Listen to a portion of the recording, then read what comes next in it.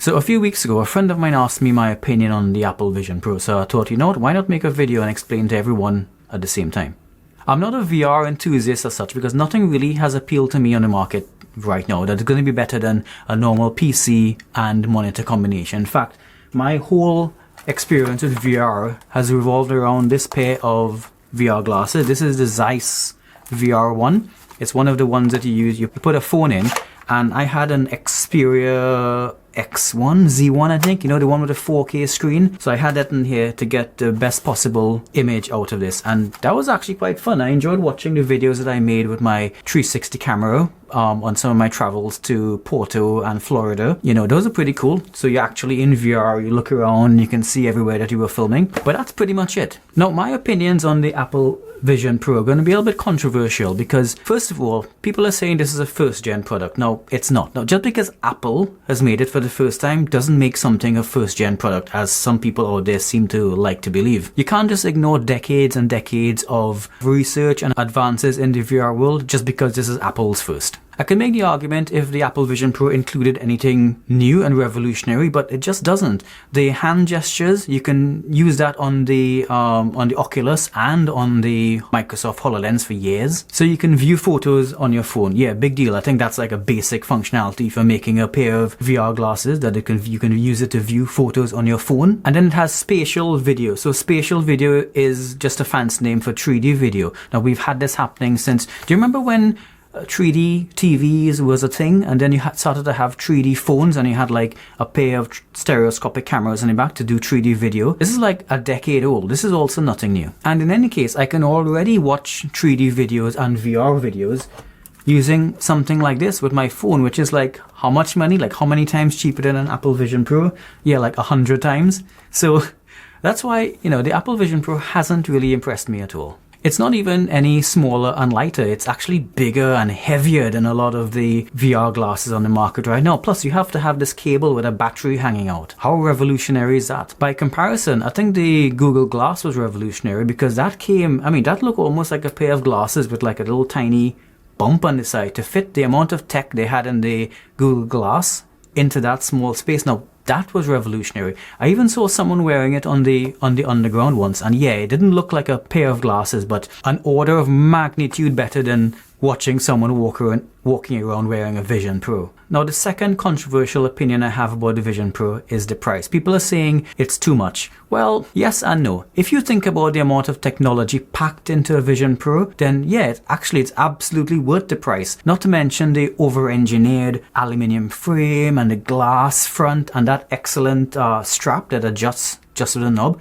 Those things are actually quite a lot of work and are quite expensive to implement. So looking at a cost for the technology, $3,500 is actually an absolutely fair price for what you're getting. Just remember, you have all this processing power like an M2, right? You have these extremely high-tech and pixel-dense displays, and then you have the extra chip as well, the R1, which is like dedicated to motion processing. These things cost a lot of money. Now, if you want to talk about what you get for your money, I want to break this down into two categories. And the first one is things that cost a lot of money that make sense. So you have things like the automatically adjusting lenses for that adjust to your pupil distance. That's cool. That makes sense. You have the strap. The strap probably costs a lot of money. I've never seen a strap like this before that's so easy to adjust. And of course, those little micro OLED displays that have twice the resolution of anything else on the market right now. But there are also a lot of high cost additions that don't make any sense. And the first one is the glass front. It doesn't have to be glass. It could be plastic, and it's covered by plastic anyway, according to some of the reviewers and teardowns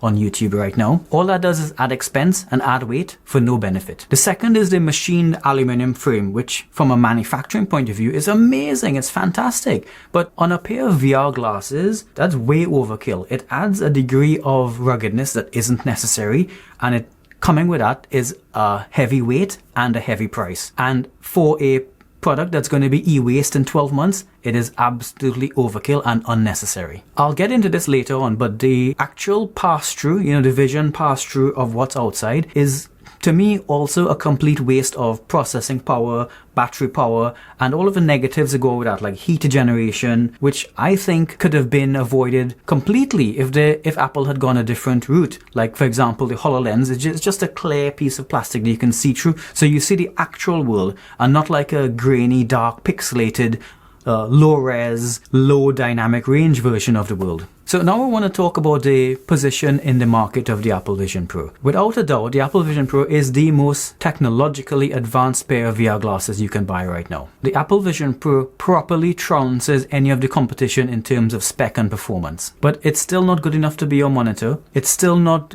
good enough to make video calls in a way that won't freak people out. It still requires a cord hanging from your face. It still requires fans to keep cool. It's still going to make your head hurt and your face sweat. And it still gives you this terrible pass-through view of the world. So simply saying it's the best that you can buy right now doesn't mean that it's actually going to be any good. What the Apple Vision Pro does do is give us hope for things to come. There are already a bunch of great features, not new features, but features that could be made better with software over the next couple of years. Like the promise of an infinite canvas where you can just place apps anywhere you want is actually quite promising and could lead somewhere. Then there's this immersive entertainment feature, which I think is one of the biggest uses of AR glasses. I mean, that's basically what I use my AR glasses for. So like you can sit and you can pretend you're in a cinema and you have like a screen, you're watching movies. But what I think is actually missing is the ability to place yourself courtside at a basketball game, for example, and be able to sit there in a virtual 3D world and look around. So,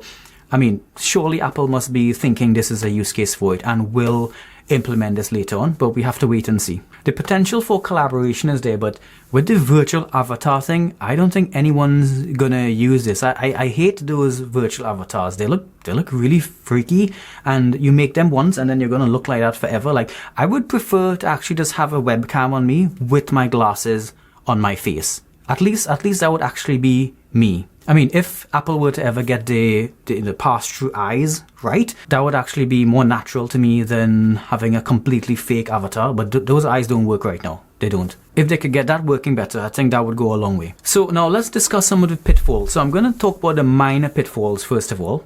These are pitfalls that can probably be easily fixed with some software updates in the next couple of years. So some examples are not enough apps. Now, this is a problem with most new platforms, and this is a new platform from Apple, so there are hardly any app store. What's worrying though is how a lot of major players like Netflix, for example, have actively opted out. And I can't help but think this is like revenge for the Apple tax. You know how Apple takes a cut from every purchase and every subscription through the App Store? I think developers are probably getting a bit fed up of that. You're almost like working for Apple. Also, the Apple Vision Pro, despite it being technologically dense, is still big and clunky. And this is a problem that's not helped by the over-engineering of the actual hardware itself. Like, maybe they were just trying to make a statement with the first Apple Vision Pro. I seriously doubt later Apple Vision Pros are going to be made like this. But it's completely overdone, and it makes it big and heavy and clunky and actually harder to use. The input is also still lacking. Like, in order to make selections, you have to look at it and then do that. And it's not intuitive because it's not the way that you are accustomed to working in real life. In fact, a lot of reviewers have been saying they've been clicking the wrong thing and throwing windows off the screen by mistake because they were looking, or looked and then looked away and then clicked on something else. So the input system isn't great, and the keyboard is actually worse. Have you seen the keyboard? It's like this virtual keyboard, and you have to poke like letter by letter in order to type anything. That is terrible, man. I can't believe Apple decided that was the way to go. Now, also, there's no task manager. Now, I know the whole concept of spatial computing revolves around placing windows in different places, but what if you have a lot of windows open? Like, I have tons of windows open on my computer. So if this is meant to replace your computer, where are all those windows gonna go? Do I have to buy a bigger house to use Apple Vision Pro?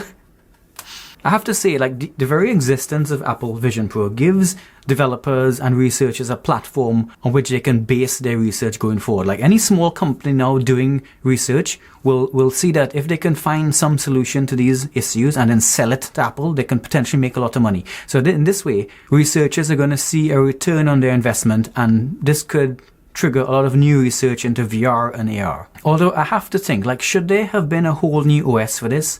Couldn't they have just put macOS on the Apple Vision Pro? I mean, the same argument could be made about the iPad. Like, ever since the iPad has been released, the iPads have gotten better and better and better and more powerful. But the restriction has been the software. The iPad just can't do much. In fact, every review of a new iPad that comes out, like in the last 5 years, have said the same thing. Fantastic product, but pretty useless. And I fear that the Apple Vision Pro is going to be one of those products coming down the line. That's a big reason I don't own an iPad. I mean, I tried one a few years ago. I got one of the iPad Pros, and the thing was just useless. Like, you can't really use it for much. I think if Apple had just used macOS on the Apple Vision Pro and on the iPad, actually, it would have made adoption a lot more seamless and a lot easier for people who already use macOS applications. Now, this brings me straight into the major pitfall section of this video. And for that, I just want to go back to the whole video pass-through thing. When you're wearing glasses, there are two ways you can do it. One is the way that Apple has done it, where you use cameras,